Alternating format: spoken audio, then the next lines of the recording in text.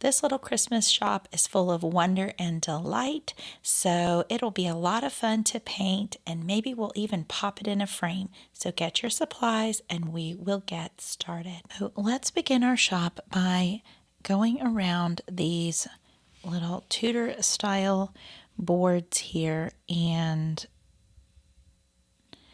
I picked from my tropical set that tiki color with a little bit of black mixed in just to darken it up a little bit. And I'm going to use this a lot like a marker. If you need to practice, you can use the strip of paper that is included with your take and paint. Or if you have one of my Christmas books, there is a blank piece of paper in the back that you can practice with. So my father just went to Europe on one of those Viking style cruises, and he told me that this Tudor style, at least where he was located, made the homes able to be moved. You would just take these beams apart and recreate them and then fill in that kind of stucco material, and you would have a movable home, I suppose. So I thought that was interesting, and I haven't looked it up to see more about it, but being a person that has an interior design degree and learned lots of architectural history, I did not know that. So I cannot verify it, but I thought that was pretty cool. So after watching all of his slides from his trip, a couple hours long, I saw lots of buildings that were looking a lot like this one. That was fun to see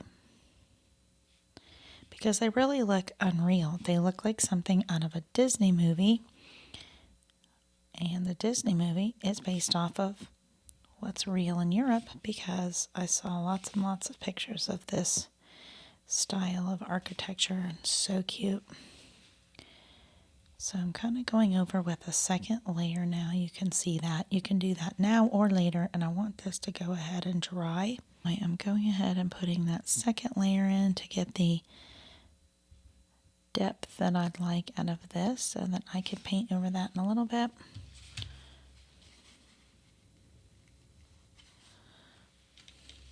If you make a mistake like I just did and you go out of the lines too much and you don't like it, you can always take a clear brush and kind of scrub at it a little bit and use a paper towel. Or in that case, it was just kind of already wet, and I just very carefully pressed my clean paper towel down and at least lightened it up enough right there. All right, and I'm going to paint this like it's wood. You could make it like it's a little bit gold, bronzy if you want. Add a little bit of yellow like that. And maybe I'll do that for this right here for the sign. And kind of something similar up here to make it look like it's somewhat metal and aged. All right, so I have some of these stones over here. I'm going to add a little bit of black into that just to change the color of it. Let me try that out.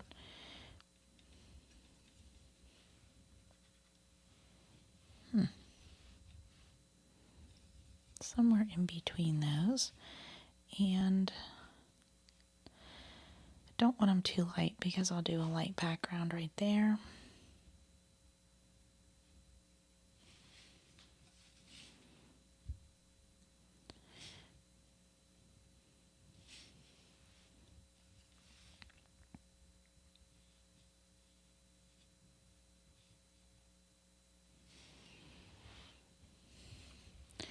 And one thing that I didn't get initially was I think I'm going to do this as a nice brown here as well. You kind of see where I mixed that different color, and it's kind of different top to bottom. So you always want to have enough paint to cover what you want to do.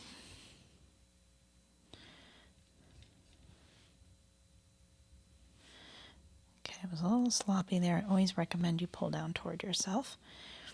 Okay, in my picture, I had the door had some lines on it like they were boards. So I'll show you. I've got my micron pen. You can do it with a pencil if you want, but I kind of had these lines like they're wood slats.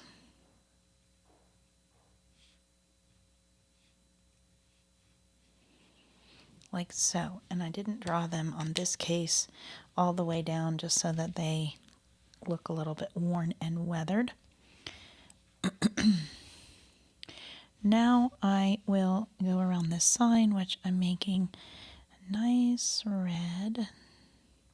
This Christmas shop is open, so I'm kind of using this like a marker, grabbing a lot of pigment in the tip of my brush, watching those corners there. This has missing a little bit of water.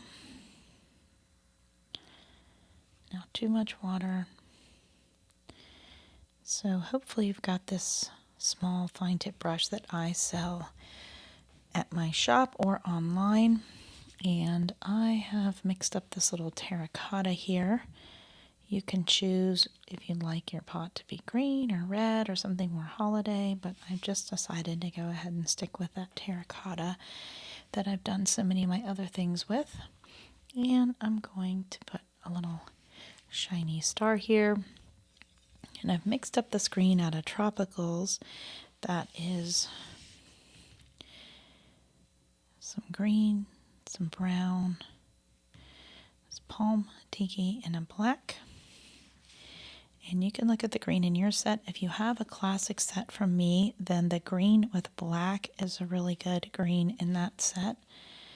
Or if you've got woodlands, you can use the green moss with some cavern or a little bit of shadow. And now I'm using the end of my brush to just kind of emulate these needles in this little tree here. And I'm only going to do the one side this way.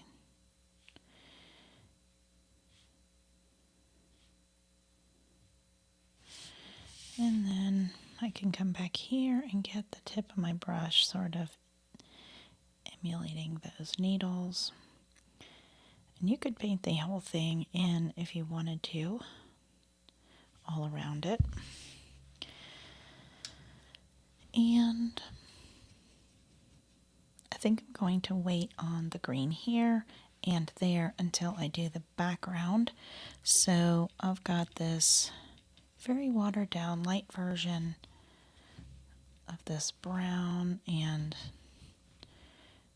was the coconut and tiki in my set. And really, it's kind of supposed to be somewhat white, so I'm really going to make this extremely light. So you saw I added the color and then pressed my paper towel. I'll even take some of this that's deposited and sort of move it around just so that it gets that nice kind of a creamy color. If you have the woodland set, then the sand ridge works. And if you've got classics, then you could just mix the white and brown. It'll give you a nice little tan.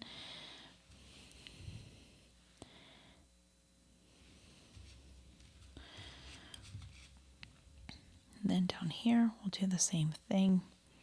Really don't want to have a lot of pigment here.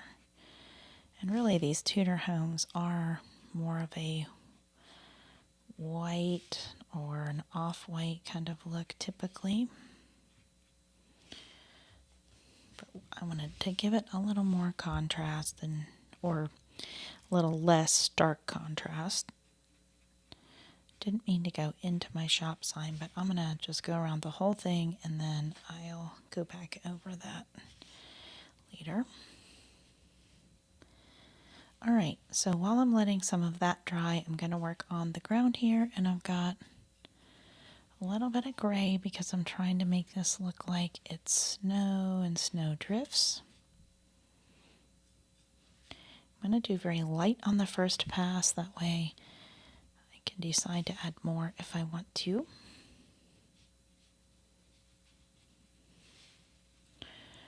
And maybe there's, I don't know if all of the ground is filled with snow or it's just winter time. You can decide that. And I'll take a little bit of black gray, and just kind of go under the bottom of that step. Oops, that was too close.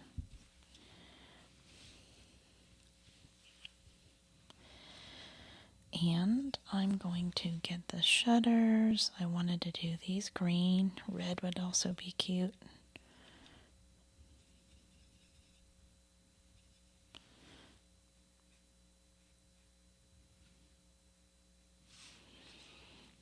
And I'll wait to go around this, and I'll get the wreath here.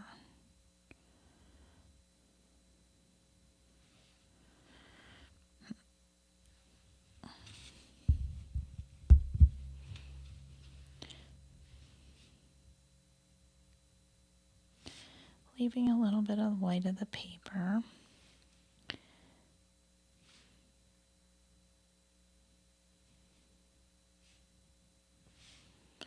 Bit of nuance. Might want to wait on that, and I'm going to put a little bit of light in there.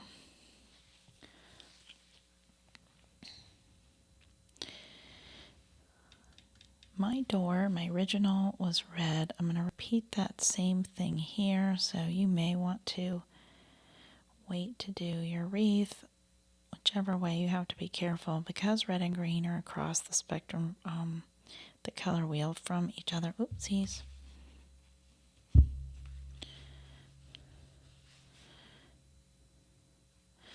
think I've just done too many videos today to take my time.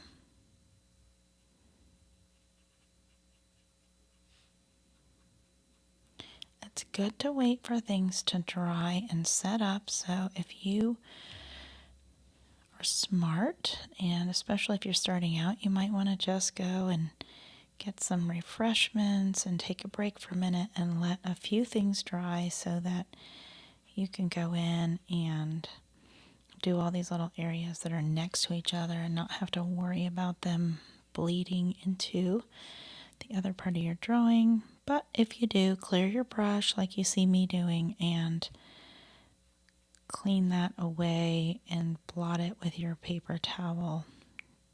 Don't wipe your paper towel side to side on your painting. You want to just really blot at that.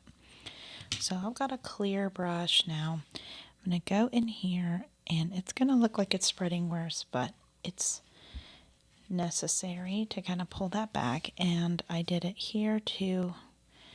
Maybe a little tricky. I'm trying not to take away too much paint from my door. And I'll leave that alone for a minute and let it all dry. And then I'll come back in and add details to this door to just kind of fix those areas. And up here I did make, let's see, forgot to get this area in here so that it matches. Pull that back a little, just kind of staining the paper. And I've got a little bit of this yellow showing that the lights are on, making it friendly on kind of a winter day where it's not quite as bright outside.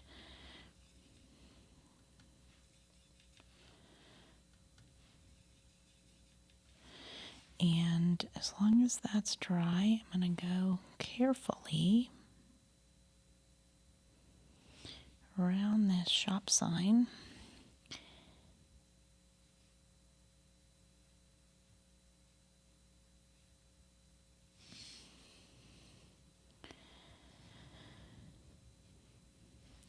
going to take a little bit of gray and just sort of come in and do a few little swirl strokes.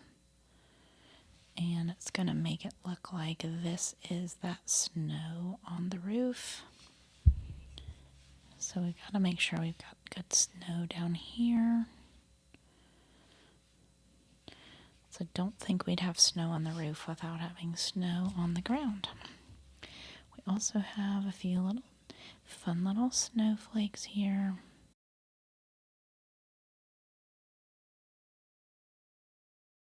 I'm going to add a little bit more light to that area.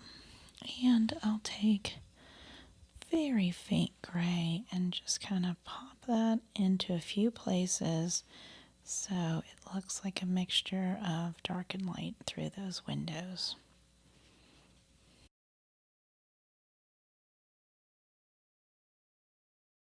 So while I'm waiting for that to dry, I'll think about what colors I'm going to do for my hinges and the bow on my... Hopefully you gave yours a little bit of time to set up and to dry. I'm hoping for the best here for the sake of time, and I'm going over this ribbon here. It's kind of small, and I'll do kind of a gold brown for the hinges and for the door handle like that, and I'll go over this door frame. And I'm going to put a few little shadows here and there.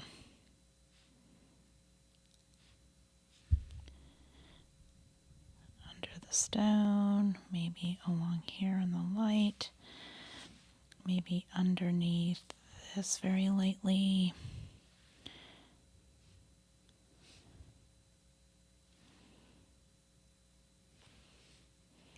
And you can always add a little bit of detail with some of this Tudor wood here, just to give it a little bit more dimension.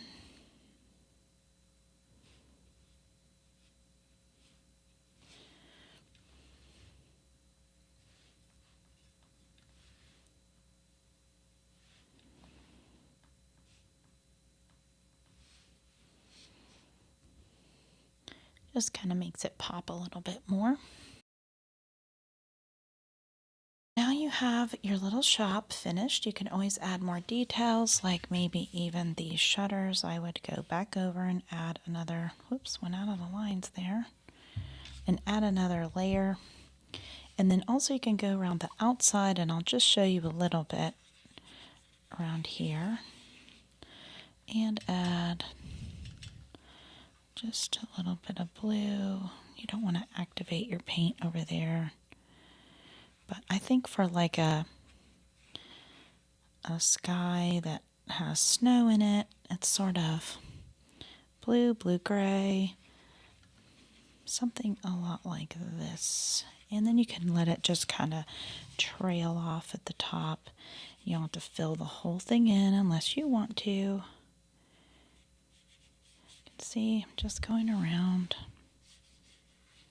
Put the water down first. You can add a little bit of pigment so you can see what you're doing.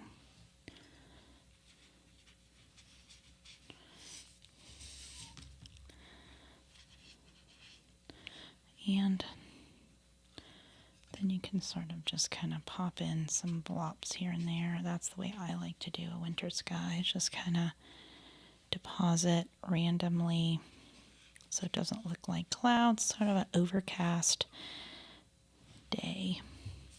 Give it a nice little mood, and now you have your adorable Christmas shop. Once that's dry, it'll look fabulous.